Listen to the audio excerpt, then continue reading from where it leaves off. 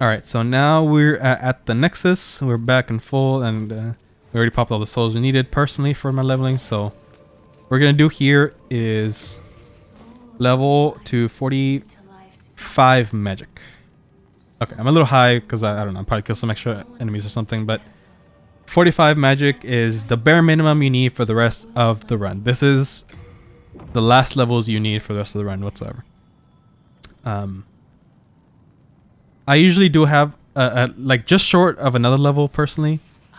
So what I like to do personally is just use the rest on fresh spice. If I'm not going for optimal runs anyway, because generally I would be with enough fresh spice for the rest of the run.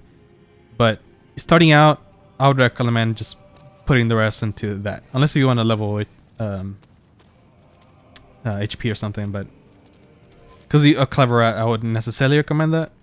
But yeah, that's an option, I suppose. But yeah, yeah, that's what I would do normally. And yeah, now we are going to Stonefang, and we're gonna get through that all that in a row as well. And the cool thing is that you're pretty much done with your leveling. Like you would normally in a different speedruns, maybe you'd be done by now, but like this is pretty much it. So 45 magic, 25 int, 13 endurance is all you need really for the run. Unless you want to go for anything extra. Like a little bit higher magic doesn't hurt, I suppose, but it's not necessary at all. And I mean, maybe Elant, False King Elant is one thing that will help you a little bit, I think, maybe. But even that, I don't think it's much, so. Anyway, yeah, so you're gonna warp to Stonefang. And yeah, I guess let's go and I can strive. So usually I run here until I am almost near to the thingy things. And then menu and put on Thiefring as a regen stamina, because that should clear the rubble before that. This regen, the Thiefring's gonna help you a little bit with something later. And then when I'm here, I like to regen stamina there. And then two-hand my Crescent Falchion. And once these dogs break the pots and I get close, I like to do that ring attack. And then here, there's a few folks that have said that this is a little hard for them. Wait, where is this guy? Attack. He didn't load in yet. There he is. Jesus. Okay, so what I'd like to do is doing a running attack between these two guys. So like as soon as I turn the corner, I like to do a running attack with a straight sword to get past them. That will usually stagger them if you do it quick enough, and it should not be a problem. So that's a cool way that I like to do it and stuff. Like even the fashion works too, but it, like this one has more distance, so it's probably faster roll. There's some crescent moon there if you want. There's actually some crescent moon on the way to Maiden as well, if you like that. The Thief Ring helps to not have that fat official see you as you're trying to do the spider skip, if you haven't seen the spider skip of this game. I once again do have a video for it, but very recently Ducklear, one of the runners, found something interesting that I didn't even think to exploit, even though I knew how it worked, and kind of found a more optimal way to do this, or at least the possibility of it being more optimal. And then I went back and tested some things, and I found a way better way to do the skip. So the beginning segment is still the same. You want to watch that video still. So it's basically just, I generally like to be like in this first brick, more or less, like kind of a little bit on top of it, then roll forward. And then when I'm here, make sure not to move at all. Just like face this way. Like even though you look like you're gonna fall off, as long as you don't move anywhere to like the right and left, you're fine. Just go up, obviously. Don't do that. I was just trying to be careful, so I showed that being more careful. But you can run and like be fine still. And just back up, obviously. Yeah, it's definitely like a small little seam that can fall off. It's better to fall to the left, if anything, than the right, like I did there. But yeah, you can just run. Oh, yeah. Again, like I said, just the left is better, but still. And then yeah, just go here. Like even if you land like on top of this. Oh, I didn't realize I can walk to it. But yeah, even that is safe. Okay, so this is where this is new. So normally I will tell you to go around here and then go to like this corner right here and quit out. But we actually found out that as long as you... Oh shit. As long as you're like past like this wall, I believe, the game is like starts to register that you're in Tunnel City because of how the like 2 levels overlap. So Tunnel City 2.2 and 2.1 are actually a little bit overlapped in the game physics, which is a little bit silly, but that's how they programmed it basically. So just as long as you cross this, basically all you need to do is quit out twice. Okay, maybe I disoriented you guys a little bit, but so I fell from there and now I'm here. I rolled here.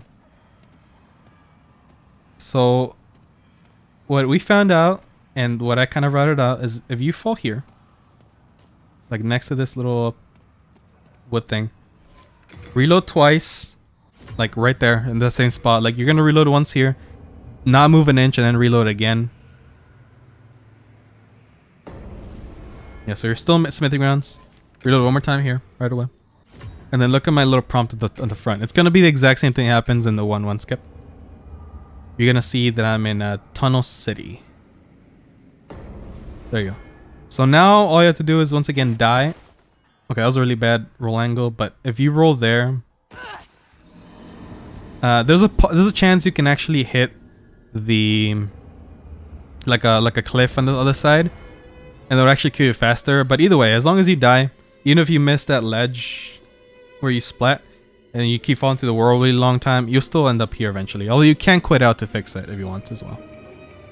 But yeah, as you can see, I'm in the spider butt as usual. This is the same as always, but so I usually just do Homie Solero Soul Ray and my Horn Solero. And I cast that, I usually put on the Cat Ring and I get a little close so it kills them faster. And then yeah, you can skip the Archstone, you don't really need them unless you want to buy more fresh spice or something later, or level later. But yeah, and then now I take a hit from this nerd and toggle escape. That's a toggle escape right there. You're gonna see it again in a moment. If this guy does that and doesn't take me away, I like to go on this side there. Because you can see I toggle my weapon there so I can actually negate a hit there. And now what you want to do with a Cat Ring is something similar to the slope squid out. Is if you have the Cat Ring on and fall just by walking off, don't run too much because you might hit something on the side of the wall or the cliff. As long as you hear character scream or your controller vibrate from the haptic feedback, you can hit the ground and then quit out and then reload back in. You're at the very bottom of the base. It's basically a portable slope skip is what that is. So same idea, but the Cat Ring actually helps that happen without needing to slow. I mean, there are some slopes here, but it's not like, yeah. It's a little bit more inconsistent from here, I believe. Some people get lost when they splat, so I splat it right here. Just go to the left. Maybe roll through that thing, and it's right here, just to the left. Some people just get disoriented when they land here, and yeah, so. You have some more full moon grass here. And another stone ephemeralize here. Got some cool backups if you want some. And now we're at Flamelurker. I would actually recommend you fight this in Clever Rat, but maybe get used to it too, because he definitely can be very wonky and dangerous. I have died to him one time in recent memory, but he just can be like the worst RNG I've seen in ages. But I personally like to go in here and immediately go into the menu and put on Clever Rat, but I failed there because I went too far up. It's a very tight window there to actually put it on, so if you want to just pick up those items, do it during that, I guess. Yeah, so I just like to do it there. I like to do this so I pick them up and just menu as I go. But now, here's what I do personally, and this seems to be very scheduled generally. Maybe I'll show a few different ways it can go. But what I like to do is run up to the edge of the circle, cast Homie Solero.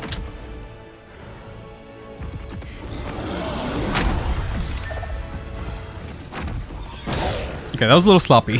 He didn't give me the best RNG starting off there. I mean, that's because I just walked in, or I walked in a while ago, but That was okay though. Like as you can see, it's a two shot with Clever Rat ring, so that's why I'm saying it's worth it. I mean, I guess if you would want to, you can actually equip Water Veil here. Although I don't think that would, I don't know. I don't know that help better actually. Anyway, let's try that again real quick. Usually runs at... Oh my god, you asshole. Of course. Of course, I'm trying to flexy just to give you the worst RNG. Yeah, you can definitely still misbehave as you can see.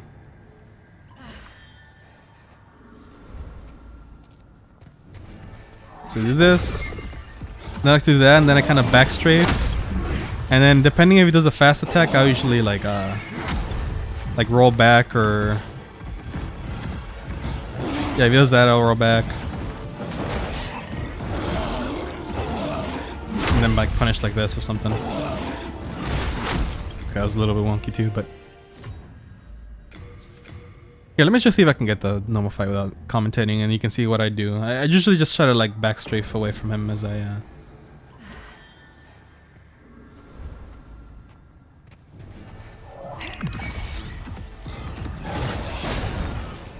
Then wait for him to do an attack like that, and then I am usually far away enough. And then yeah. So that's usually how it goes, if he's nice to me. I usually cast there and then just make sure to strafe back or a little bit to the right to make sure I'm spaced out. If I need to, I will roll to make some distance. And yeah. As long as you don't panic, this should be a fairly easy fight. But I have seen some people die to it, so... Yeah, that's a different opening, so I definitely didn't need to roll there. Yeah, that's about as good as RNG as I could have gotten, more or less. And then I usually go all the way here and do my thing here, etc. I actually want to try something here. When I get here, so... Yeah, like unless you want souls, you don't need Darkstone. But yeah, if you haven't seen the Dragon God video, there's also a scripted way to fight this guy. But I also was informed of another strategy to make this work more consistently and a little bit easier. A lot easier actually, so... Although I'm gonna try something because I thought of it just now, but... So basically just get to the Fog Gate. Quit out. Go into cinematic mode. And then load back in. And then I'm gonna try to use an alt spice as soon, or a fresh spice as soon as I load in, more or less. And then walk through the fog as soon as I can. And then run immediately, but stick to the right. Ooh. Okay. And then when I'm here, I am going to regen a tiny little bit of stamina. Like I basically ran to the tunnel to the right. And then as soon as I could, I took like a sharp right turn here and then like go in there to make sure to be out of his line of sight as soon as possible. Then I regen stamina here. Oh, shh. Okay, I'm gonna try it again. The photo mode actually allowed him to load in. Oops. I'm gonna try that again. But yeah, it looked like the fresh spice worked. Let me try it again.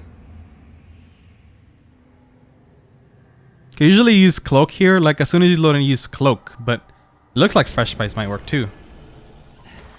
So I might do that now instead. Wow, I might, yeah, so okay. Show this again. Read just a little bit of stamina here, then roll through here, or run through here. You'll see that I'm phasing through these things.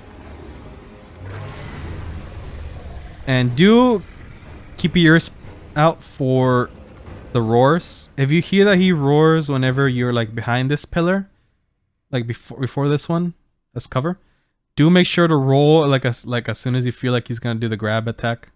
He's not gonna be able to hit you, but his hand might touch you. And if you're in Clever like I am now, he's definitely gonna kill you. Which I guess you don't have to. You can full heal. You might be able to, if you full moon before the fog and all, like you might be able to even tank a little damage from that grab thingy. But since I'm used to it, I just use that. Yeah, now you have a couple months to do things, whatever you want. If you want to heal now, or you could actually use water here if you had it, but you don't, so... Or we don't. Or I don't. But you can use that. You have a moment to just collect your thoughts, I guess. I think this is a new moon grass, or full moon. Yeah, new moon. You can use.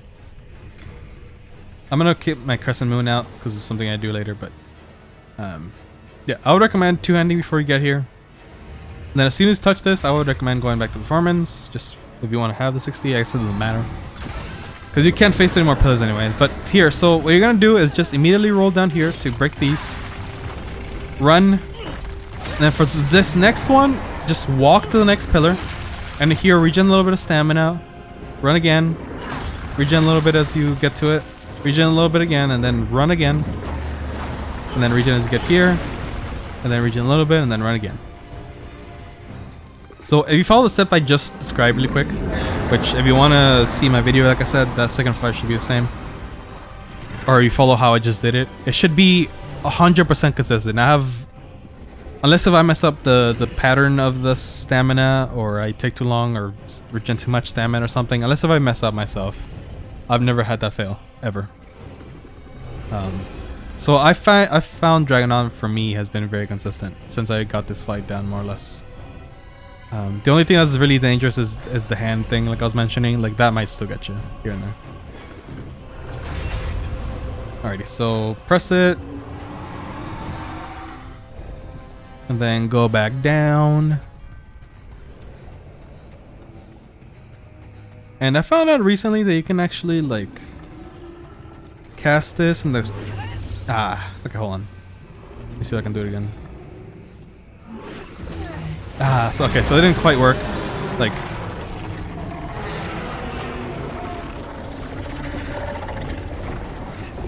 yeah, so something like that would actually be really fast and probably kill the Dragon Guardian faster because you're like doing some distance as you, yeah. But it's obviously a little bit wonky. So, okay, it's really bright, Jesus. So what I like to do personally, which I wouldn't recommend to do at all, is I usually pop 2 Crescent Moons and like at least 1 Fresh Spice here. And then do the PS Plus Warp to Lord's Path from here to keep those stats. That way, what I'm doing here is I'm setting up half HP so I can be a little bit safe to run around through the Lord's Path Bridge, or 1-2. But set up Clever Rat for Tower Knight. But if you do not want to run through that area with that, just put a Fall Moon instead. And then you can do a PS Plus Warp. Or if you're just in no PS Plus Warp, you can just touch the Archstone and warp away. But yeah, that's what I do personally, so I'm going to do that. I'm going to warp away to Lord's Path. And my what I would recommend for PS Plus warping is wait until you see the Demon Destroyed pop up to press yes here. Do not do it before that, or you might actually soft lock your game, because the Archdemons are what unlock the end of the game, obviously. And if you warp away too early, like if you do it too early for one, you may not kill the boss. It might just respawn. You might have to fight it again, or you may like have killed the boss, but the game didn't register the Demon Destroyed thingy or whatever, and it may soft lock you. If you want to live dangerously, you actually can do it as soon as the Archstone pops in, but that's like so risky. Like, and we're not at that point yet in optimization that I want to do that yet. So I personally went to Demon Destroyed for now. But yeah, as long as you wait for that, you can actually just PS Plus warp away.